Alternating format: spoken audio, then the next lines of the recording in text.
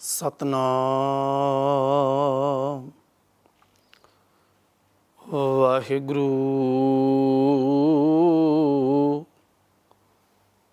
ਸਾਹਿਬ JIO.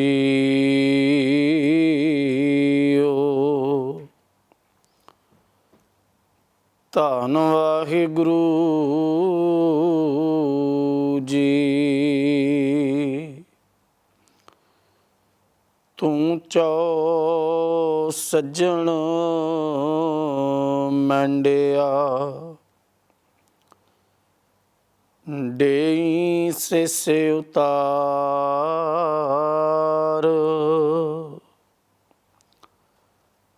ਨੈਣ ਮਹਿੰਜੇ ਤਰਸਦੇ, ਕਦ ਪਸੀਂ ਦੀਦਾਰ। ਪਰਮ ਸਨਮਾਨਯੋਗ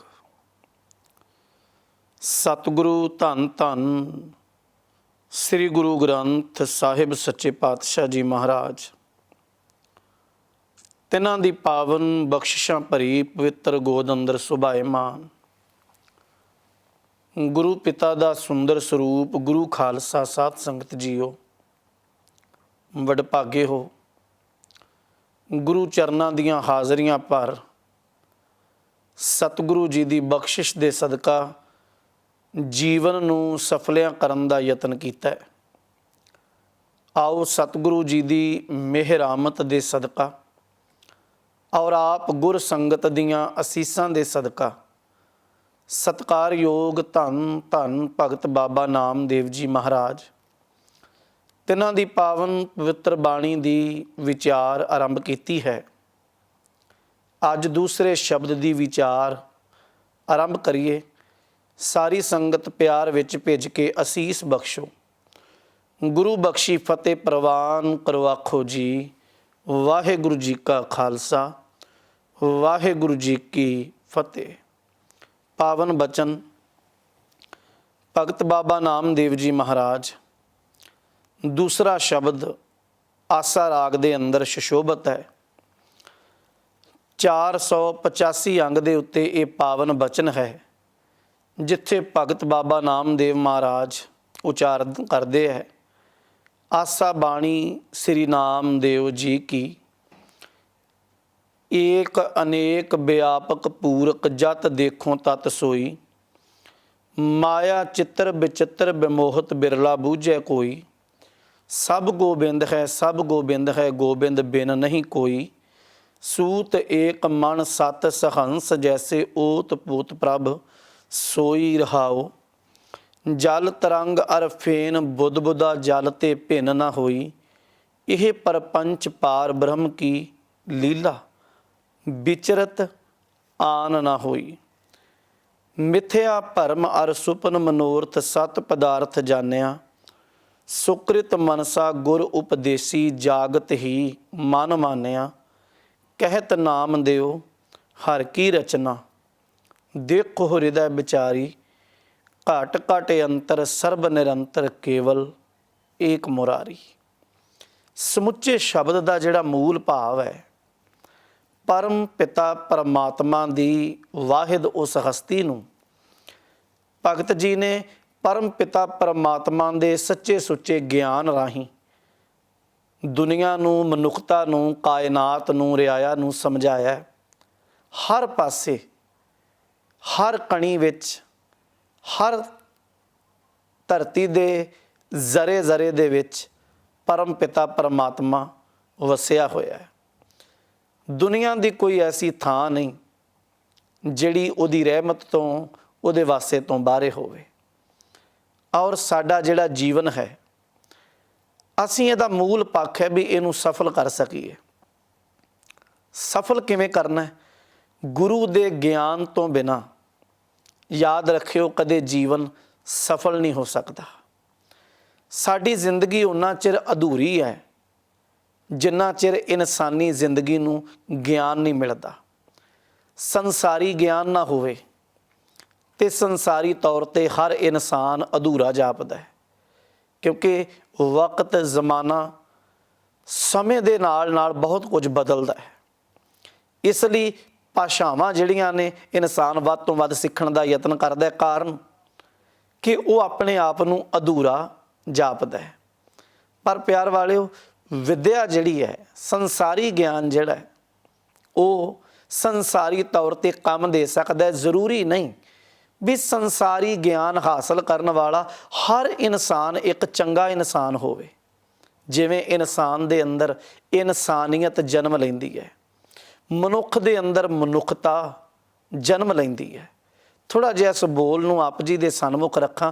ਵਿਚਾਰ ਦਾ ਪੱਖ ਇਹੋ ਹੀ ਹੈ, ਇਨਸਾਨੀ ਜ਼ਿੰਦਗੀ ਦੀ ਸਫਲਤਾ ਕਿਵੇਂ ਹੋਵੇ। ਆਪਣੇ ਜੀਵਨ ਨੂੰ ਧਰਮ ਦੇ ਗਿਆਨ ਨਾਲ ਜੋੜੀਏ ਤੇ ਜੀਵਨ ਸਫਲ ਹੋਏਗਾ। ਛੋਟੀ ਜਿਹੀ ਇੱਕ ਉਦਾਹਰਨ ਹੈ, ਅਸੀਂ ਲਫ਼ਜ਼ ਵਰਤਦੇ ਹਾਂ ਧਰਮ। ਧਰਮ ਦੀ ਕੀ ਲੋੜ ਹੈ? ਕੀ ਕੱਪੜਿਆਂ ਦਾ ਨਾਂ ਕਿਤੇ ਧਰਮ ਹੈ? ਨਹੀਂ। ਧਰਮ ਦੀ ਜਦੋਂ ਲੋੜ ਦੀ ਗੱਲ ਚੱਲੇਗੀ ਨਾ, ਸੰਸਾਰੀ ਤੌਰ 'ਤੇ ਇੱਕ ਕਾਨੂੰਨ ਬਣਿਆ। ਕਾਨੂੰਨ ਦਾ ਕੀ ਕੰਮ ਹੈ?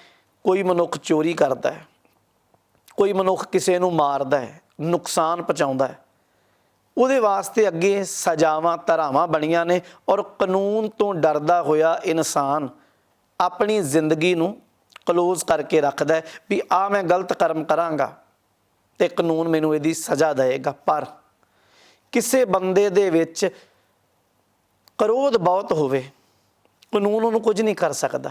ਕੋਈ ਬੰਦਾ ਬਹੁਤ ਲੋਭੀ ਹੈ, ਕਿਸੇ ਜੀਵਨ ਵਿੱਚ ਮੋਹ ਬਹੁਤ ਜ਼ਿਆਦਾ ਹੈ, ਕੋਈ ਬੰਦਾ ਹੰਕਾਰੀ ਬਹੁਤ ਹੋਵੇ, ਈਗੋ ਬਹੁਤ ਹੋਵੇ, ਉਹਨੂੰ ਕਾਨੂੰਨ ਨਹੀਂ ਕੁਝ ਕਰ ਸਕਦਾ। ਉਹਦੇ ਵਾਸਤੇ ਧਰਮ ਜ਼ਰੂਰੀ ਹੈ। ਧਰਮ ਸਿਖਾਉਂਦਾ ਹੈ ਕਿ ਕਾਮ, ਕ੍ਰੋਧ, ਲੋਭ, ਮੋਹ, ਹੰਕਾਰ ਜਿਹੜਾ ਹੈ, ਇਹਨੂੰ ਬਦਲਣਾ ਹੈ। ਕਾਮ ਕ੍ਰੋਧ ਨੂੰ ਵਸ ਵਿੱਚ ਕਿਵੇਂ ਕਰਨਾ ਹੈ। ਜ਼ਿੰਦਗੀ ਇਹਨਾਂ ਵਿਕਾਰਾਂ ਵਿੱਚ ਡੁੱਬ ਕੇ ਹਾਰ ਨਾ ਜਾਏ, ਇਸ ਲਈ ਸਾਡੇ ਜੀਵਨ ਲਈ ਧਰਮ ਦਾ ਗਿਆਨ ਬਹੁਤ ਜ਼ਰੂਰੀ ਹੈ। ਅੱਜ ਭਗਤ ਬਾਬਾ ਨਾਮਦੇਵ ਮਹਾਰਾਜ ਇਸ ਸ਼ਬਦ ਰਾਹੀਂ ਇਹ ਸੁਨੇਹਾ ਦਿੰਦੇ ਹੈ ਕਿ ਆਪਣੀ ਜ਼ਿੰਦਗੀ ਨੂੰ ਵਿਚਾਰਨ ਦਾ ਯਤਨ ਕਰ। ਜੋ ਤੂੰ ਵੇਖ ਰਿਹਾ ਸੱਚ ਜਾਣੀ, ਤੇਰੇ ਵੇਖਣ ਦੇ ਵਿੱਚ ਸੱਚ ਹੈ। ਜੋ ਤੂੰ ਬੋਲਦਾ ਪਿਆ ਕੀ ਉਹਦੇ ਵਿੱਚ ਸੱਚ ਹੈ? ਕੀ ਤੇਰਾ ਸੁਣਨਾ ਸੱਚ ਹੈ? ਕੀ ਤੇਰੀ ਜ਼ਿੰਦਗੀ ਦੇ ਕਰਮ ਜਿਹੜੇ ਆ ਉਹ ਸਚਿਆਰੇ ਨੇ? ਕੀ ਤੂੰ ਇਸ ਦੁਨੀਆ 'ਤੇ ਆ ਕੇ ਜੀਵਨ ਨੂੰ ਸਫਲ ਕਰਨ ਦਾ ਯਤਨ ਕੀਤਾ ਹੈ? ਜਿਹੜਾ ਸਫਲ ਮਨੁੱਖ ਹੋ ਜਾਣਾ, ਗੁਰੂ ਦੇ ਚਰਨਾਂ ਨਾਲ ਜੁੜ ਜਾਣਾ, ਕਿ ਆਪਣੇ ਜੀਵਨ ਨੂੰ ਉਸ ਤਰੀਕੇ ਦਾ ਬਣਾਉਣ ਦਾ ਯਤਨ ਕੀਤਾ ਹੈ? ਤੇ ਮਹਾਰਾਜ ਫਿਰ ਉਦਾਹਰਨ ਦਿੰਦੇ ਆ, ਸ਼ਬਦ ਦੀ ਆਰੰਭਤਾ ਕਰਦੇ ਨੇ, ਇੱਕ ਓੰਕਾਰ ਸਤਿਗੁਰ ਪ੍ਰਸਾਦ ਆਸਾ ਬਾਣੀ ਸ੍ਰੀ ਨਾਮਦੇਵ ਜੀ ਕੀ। ਇਹ ਜਿਹੜਾ ਸਿਰਲੇਖ ਹੈ, ਇਹ ਸਤਿਗੁਰੂ ਗੁਰੂ ਅਰਜਨ ਦੇਵ ਪਾਤਸ਼ਾਹ ਦਾ ਉਚਾਰਿਆ ਹੋਇਆ। ਮਹਾਰਾਜ ਨੇ ਸਮੂਹ ਭਗਤਾਂ ਨੂੰ ਇੰਨਾ ਕੁ ਆਦਰ ਮਾਣ ਬਖਸ਼ਿਸ਼ ਕੀਤਾ ਹੈ। ਭਾਵੇਂ ਬਾਬਾ ਫਰੀਦ ਜੀ ਦੇ ਸ਼ਲੋਕ ਨੇ ਤੇ ਉੱਥੇ ਲਿਖਿਆ ਹੋਏਗਾ, ਸ਼ਲੋਕ ਸ਼ੇਖ ਫਰੀਦ ਜੀਓ ਕੇ, ਬਾਣੀ ਭਗਤ ਕਬੀਰ ਜੀਓ ਕੀ। ਅੱਜ ਆਉਂਦਾ ਹੈ ਆਸਾ ਬਾਣੀ ਸ੍ਰੀ ਨਾਮਦੇਵ ਜੀ ਕੀ। ਆਸਾ ਰਾਗ ਵਿੱਚ ਭਗਤ ਨਾਮਦੇਵ ਜੀ ਦਾ ਇਹ ਬਚਨ ਹੈ, ਏਕ ਅਨੇਕ ਵਿਆਪਕ ਪੂਰਕ ਜਤ ਦੇਖੋ ਤਤ ਸੋਈ। ਏਕ ਦਾ ਅਖਰੀ ਅਰਥ ਆ ਇੱਕ, ਅਕਾਲ ਪੁਰਖ ਵਾਹਿਗੁਰੂ। ਏਕ ਅਨੇਕ ਵਿਆਪਕ ਪੂਰਕ। ਵਿਆਪਕ ਪੂਰਕ ਸਾਰੇ ਪਾਸੇ ਭਰਪੂਰ ਤੌਰ ਵਿੱਚ, ਪੂਰਨ ਤੌਰ 'ਤੇ ਪੂਰੀ ਕਾਇਨਾਤ ਦੇ ਵਿੱਚ ਹਰ ਜ਼ਰਾ ਸਾਨੂੰ ਦਿਸਦਾ ਔਰ ਅਣਦਿਸਦਾ ਹਿੱਸਾ ਜਿਹੜਾ, ਉਹਦੇ ਵਿੱਚ ਪਰਮਾਤਮਾ ਭਰਪੂਰ ਰੂਪ ਵਿੱਚ ਵਸਿਆ ਹੋਇਆ। ਜਤ ਦੇਖੋ ਤਤ ਸੋਈ। ਧਿਆਨ ਦੇਣਾ, ਇਹ ਭਗਤ ਜੀ ਦਾ ਨਜ਼ਰੀਆ ਆ, ਇਹ ਗੁਰੂਆਂ ਦਾ, ਰੱਬੀ ਜਨਾਂ ਦਾ, ਸੰਤਾਂ ਦਾ, ਮਹਾਂਪੁਰਸ਼ਾਂ ਦਾ, ਕਮਾਈ ਵਾਲਿਆਂ ਦਾ ਨਜ਼ਰੀਆ ਆ, ਆਮ ਮਨੁੱਖਤਾ ਦਾ ਨਹੀਂ।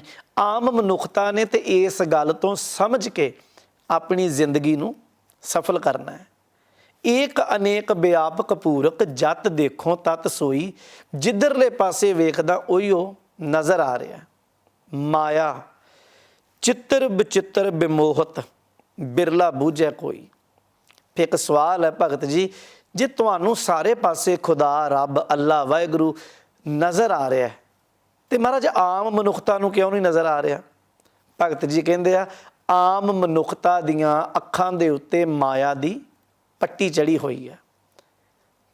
ਜਿਵੇਂ ਸਾਹਮਣੇ ਬਹੁਤ ਵੱਡਾ ਇੱਕ ਪਹਾੜ ਹੋਵੇ, ਐਸ ਅੱਖ ਦੇ ਨਾਲ ਅਸੀਂ ਉਹਨੂੰ ਵੇਖ ਰਹੇ ਹਾਂ, ਪਰ ਐਸ ਅੱਖ ਦੇ ਵਿੱਚ ਕੋਈ ਚੀਜ਼ ਪੈ ਜਾਏ, ਕੋਈ ਛੋਟਾ ਜਿਹਾ ਕੱਖ ਜਾਂ ਕੁਝ ਵੀ ਪੈ ਜਾਏ, ਅੱਖ ਜਿਹੜੀ ਉਹ ਬੰਦ ਹੋ ਜਾਏਗੀ ਤੇ ਸਾਹਮਣੇ ਪਹਾੜ ਨਜ਼ਰ ਨਹੀਂ ਆਉਣਾ। ਇਵੇਂ ਮਾਇਆ ਦਾ ਜਿਹੜਾ ਮੋਹ ਪਸਾਰਾ ਆ, ਭਰਮ ਆ, ਉਹਦੇ ਵਿੱਚ ਇਨਸਾਨ ਭਟਕਿਆ ਹੋਇਆ ਆ। ਮਾਇਆ ਦੇ ਚਿੱਤਰ ਵਿਚਿੱਤਰ ਰਚਨਾਵਾਂ ਵੇਖ ਕੇ, ਮੂਰਤਾਂ ਤਸਵੀਰਾਂ ਰੰਗ ਬਰੰਗੀਆਂ ਵੇਖ ਕੇ ਬਿਰਲਾ ਬੂਝੇ ਕੋਈ ਵਿਰਲਾ ਹੀ ਆ ਜਿਹਨੇ ਅੱਖਾਂ ਤੋਂ ਭਰਮ ਦੀ ਪੱਟੀ ਲਾਹ ਦਿੱਤੀ ਤੇ ਉਹਨੂੰ ਪਰਮ ਪਿਤਾ ਪਰਮਾਤਮਾ ਨਜ਼ਰ ਆਉਂਦਾ ਹੈ। ਫਿਰ ਧਿਆਨ ਦੇਣਾ, ਜਿਸ ਇਨਸਾਨ ਦੀ ਜ਼ਿੰਦਗੀ ਦੇ ਵਿੱਚ ਭਰਮ ਹੋਵੇ ਉਹ ਕਦੇ ਧਰਮੀ ਨਹੀਂ ਹੋ ਸਕਦਾ। ਤੇ ਪਿਆਰਿਓ, ਜਿਹਦੇ ਜੀਵਨ ਦੇ ਵਿੱਚ ਧਰਮ ਆ ਗਿਆ, ਸੱਚ ਜਾਣਿਓ, ਉਹ ਕਦੇ ਭਰਮੀ ਨਹੀਂ ਹੋ ਸਕਦਾ। ਹੁਣ ਭਗਤ ਜੀ ਵਿਚਾਰ ਇਹ ਦੇ ਰਹੇ ਆ, ਸਾਡੀ ਝੋਲੀ ਅੰਦਰ ਇਹ ਰਹਿਮਤ ਪਾ ਕੇ ਸਾਨੂੰ ਸਿਰਜ ਰਹੇ ਆ। ਏਕ ਅਨੇਕ ਵਿਆਪਕ ਪੂਰਕ ਜਤ ਦੇਖੋ ਤਤ ਸੋਈ, ਮਾਇਆ ਚਿੱਤਰ ਵਿਚਿੱਤਰ ਵਿਮੋਹਤ ਬਿਰਲਾ ਬੂਝੈ ਕੋਈ। ਹਾਂ, ਕੋਈ ਵਿਰਲਾ ਜਾਣਦਾ ਹੈ। ਸਤਿਗੁਰੂ ਜੀ ਦੇ ਹੋਰ ਥੋੜ੍ਹੇ ਪ੍ਰਮਾਣ ਰੱਬੀ ਬਾਣੀ 'ਚ ਜਦੋਂ ਪੜ੍ਹਦੇ ਆ ਨਾ, ਤੇ ਸਤਿਗੁਰੂ ਆਖਦੇ ਆ, ਜਲ ਥਲ ਮਹੀਲ ਪੂਰਿਆ। ਜਲ ਵਿੱਚ, ਥਲ ਵਿੱਚ ਭਾਵ ਪਤਾਲ ਔਰ ਧਰਤੀ ਵਿੱਚ। ਜਲ ਥਲ ਮਹੀਲ ਪੂਰਿਆ ਸੁਆਮੀ ਸਿਰਜਣਹਾਰ, ਅਨਕ ਭਾਂਤ ਹੋਏ ਪਸਰਿਆ ਨਾਨਕ ਏਕੰਕਾਰ। ਇੱਕ ਵਿਚਾਰ ਚੱਲਦੀ ਹੈ ਕਿ ਸੱਚੇ ਪਾਤਸ਼ਾਹ, ਮਨੁੱਖ ਤੇ ਇੱਥੇ ਪਤਾ ਨਹੀਂ ਕਿੰਨੇ ਕੁ ਲੋਕਾਂ ਨੇ ਧਰਮ ਹੀ ਬਣਾ ਦਿੱਤੇ ਆ। ਕਿਸੇ ਇੱਕ ਦੀ ਸ਼ਕਲ ਦੂਜੇ ਨਾਲ ਰਲਦੀ ਨਹੀਂ, ਸਰੂਪ ਨਹੀਂ ਰਲਦਾ, ਆਵਾਜ਼ ਨਹੀਂ ਰਲਦੀ, ਜਜ਼ਬਾਤ, ਹਾਲਾਤ, ਖਿਆਲਾਤ, ਸੋਚ ਕੁਝ ਵੀ ਨਹੀਂ ਮਿਲ ਰਿਹਾ। ਪਰ ਇੰਨੀ ਦੁਨੀਆ ਵੱਖੋ ਵੱਖਰੀ ਹੋਵੇ, ਸਾਰਿਆਂ ਦੇ ਵਿੱਚ ਫਿਰ ਕਿਵੇਂ ਵਸਦਾ ਹੈ? ਤੇ ਸਾਹਿਬ ਫਿਰ ਬੜੀ ਪਿਆਰੀ ਉਦਾਹਰਨ ਦਿੰਦੇ ਆ। ਮਹਾਰਾਜ ਕਹਿੰਦੇ ਨੇ, ਸਗਲ ਬਨਸਪਤ ਮੈਂ ਬੈਸੰਤਰ, ਸਗਲ ਦੂਧ ਮੈਂ ਘੀਆ, ਊਚ ਨੀਚ ਮੈਂ ਜੋਤ ਸਮਾਣੀ, ਖਟ ਖਟ ਮਾਧੋ ਜੀਆ। ਭਗਤ ਬਾਬਾ ਨਾਮਦੇਵ ਮਹਾਰਾਜ ਜਦੋਂ ਇਹ ਕਿਰਪਾ ਕਰਦੇ ਆ ਨਾ ਕਿ ਬਿਰਲਾ ਬੂਝੈ ਕੋਈ, ਤੇ ਇਧਰ ਸਤਿਗੁਰੂ ਸੱਚੇ ਪਾਤਸ਼ਾਹ ਕਹਿੰਦੇ ਆ, ਘਟ ਘਟ ਮਾਧੋ ਜੀਆ। ਵੇਖੋ, ਜਿਹੜੀ ਲੱਕੜ ਹੈ ਉਹ ਕਿਸੇ ਦੇਸ਼ ਦੀ ਵੀ ਹੋਵੇ, ਕਿਸੇ ਧਰਤੀ ਦੀ ਹੋਵੇ, ਚਾਹੇ ਜਿੱਥੇ ਅਸੀਂ ਵਸੰਦੇ ਹਾਂ ਇੱਥੋਂ ਦੀ ਹੈ, ਦੇਸ਼ ਪੰਜਾਬ ਦੀ ਹੈ, ਬੇਸ਼ੱਕ ਇੱਥੋਂ ਬਾਹਰ ਦੀ ਹੈ, ਵਿਦੇਸ਼ਾਂ ਦੀ ਹੈ, ਕੈਨੇਡਾ, ਅਮਰੀਕਾ, ਕਿਤੋਂ ਦੀ ਹੋਵੇ, ਲੱਕੜ ਕਿਤੋਂ ਦੀ ਵੀ, ਹਰ ਲੱਕੜ ਦੇ ਵਿੱਚ ਅੱਗ ਹੈ। ਸਗਲ ਬਨਸਪਤ ਮੈਂ ਬੈਸੰਤਰ। ਇੱਦਾਂ ਮਨੁੱਖ ਜਿੰਨੇ ਮਰਜ਼ੀ ਰੰਗਾਂ ਦੇ ਹੈ, ਸਾਰਿਆਂ ਦੇ ਵਿੱਚ ਉਹਦਾ ਵਾਸ ਆਇਆ। ਸਗਲ ਬਨਸਪਤ ਮੈਂ ਬੈਸੰਤਰ, ਸਗਲ ਦੂਧ ਮੈਂ ਘੀਆ। ਹਰ ਪਸ਼ੂ ਦਾ ਦੁੱਧ, ਮੱਝ ਦਾ ਰੰਗ ਵੱਖਰਾ ਹੈ, ਦੁੱਧ ਚਿੱਟਾ ਹੈ। ਗਾਵਾਂ ਦੇ ਰੰਗ ਵੱਖੋ ਵੱਖਰੇ ਨੇ, ਕੋਈ ਕਾਲੀ ਹੈ, ਡੱਬ ਖੜੱਬੀ ਹੈ, ਲਾਲ ਹੈ, ਚਿੱਟੀ ਹੈ, ਦੁੱਧ ਇੱਕੋ ਤਰ੍ਹਾਂ ਦਾ ਹੈ। ਔਰ ਦੇਸ਼ ਵਿਦੇਸ਼, ਦੁਨੀਆ, ਕਾਇਨਾਤ, ਪੂਰੀ ਕਾਇਨਾਤ ਵਿੱਚ ਕਿਤੇ ਵੀ ਪਸ਼ੂ ਹੈ, ਹਰ ਦੁੱਧ ਦੇ ਵਿੱਚ ਘਿਓ ਹੈ। ਸਗਲ ਦੂਧ ਮੈਂ ਘੀਆ, ਊਚ ਨੀਚ ਮਹਿ ਜੋਤ ਸਮਾਣੀ। ਭਾਵੇਂ ਕੋਈ ਉੱਚਾ ਤੇ ਭਾਵੇਂ ਕੋਈ ਨੀਵਾਂ ਹੈ, ਗਰੀਬ ਹੈ, ਅਮੀਰ ਹੈ, ਭਾਵੇਂ ਕੋਈ ਸੰਪੂਰਨ ਅੰਗਾਂ ਵਾਲਾ ਹੈ, ਭਾਵੇਂ ਕੋਈ ਅਧੂਰੇ ਅੰਗਾਂ ਵਾਲਾ ਹੈ, ਸਭ ਦੇ ਅੰਦਰ ਉਸ ਜੋਤ ਦਾ ਵਾਸ ਆਇਆ। ਸਗਲ ਊਚ ਨੀਚ ਮੈਂ ਜੋਤ ਸਮਾਣੀ, ਘਟ ਘਟ ਮਾਧੋ ਜੀਆ। ਇਵੇਂ ਉਹ ਵਸ ਰਿਹਾ ਹੈ। ਅਗਲਾ ਬਚਨ, ਹਜ਼ੂਰ ਗੁਰੂ ਅਰਜਨ ਦੇਵ ਪਾਤਸ਼ਾਹ ਕਹਿੰਦੇ, ਸੋ ਅੰਤਰ ਸੋ ਬਾਹਰ ਅਨੰਤ। ਜਿਹੜਾ ਐਸ ਹਿਰਦੇ 'ਚ ਵਸਦਾ, ਬਾਹਰ ਵੀ ਉਹੀ ਵਸਦਾ। ਸੋ ਅੰਤਰ ਸੋ ਬਾਹਰ ਅਨੰਤ, ਘਟ ਘਟ ਵਿਆਪ ਰਹਿਆ ਭਗਵੰਤ। ਧਰਨ ਮਾਹੇ ਆਕਾਸ਼ ਪਇਆਲ, ਸਰਬ ਲੋਕ ਪੂਰਨ ਪ੍ਰਤਪਾਲ। ਬਨ ਤਿਨ ਪਰਬਤ ਹੈ ਪਾਰ ਬ੍ਰਹਮ, ਜੈਸੀ ਆਗਿਆ ਤੈਸਾ ਕਰਮ। ਪਾਉਣ ਪਾਣੀ ਬੈਸੰਤਰ ਮਾਹੇ, ਚਾਰ ਕੁੰਟ ਦਹ ਦਿਸੇ ਸਮਾਹੇ। ਤਿਸ ਤੇ ਭਿੰਨ ਨਹੀਂ ਕੋ ਠਾਉ। ਉਹਦੇ ਤੋਂ ਬਿਨਾਂ ਦੁਨੀਆ ਦੇ ਵਿੱਚ ਥਾਂ ਹੀ ਕੋਈ ਨਹੀਂ। ਹਰ ਜ਼ਰੇ ਦੇ ਵਿੱਚ, ਹਰ ਪੱਖ ਦੇ ਵਿੱਚ ਉਹਦਾ ਵਾਸਾ ਹੈ।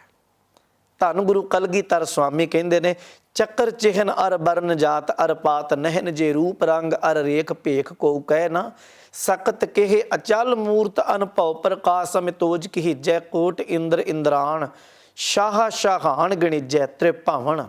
ਤਿੰਨੇ ਭਵਨ ਮਹੀਪ ਰਾਜੇ, ਸੁਰ ਨਰ ਦੇਵਤੇ ਤੇ ਮਨੁੱਖ, ਅਸੁਰ ਨੇਤ ਨੇਤ ਵਣ ਤ੍ਰਿਣ ਕਹਿਤ। ਨਮਸਕਾਰ ਨਮਸਕਾਰ ਕਹਿ ਰਿਹਾ ਘਾਹ ਦੇ ਤੀਲੇ, ਜੰਗਲ ਦੀ ਲੱਕੜ।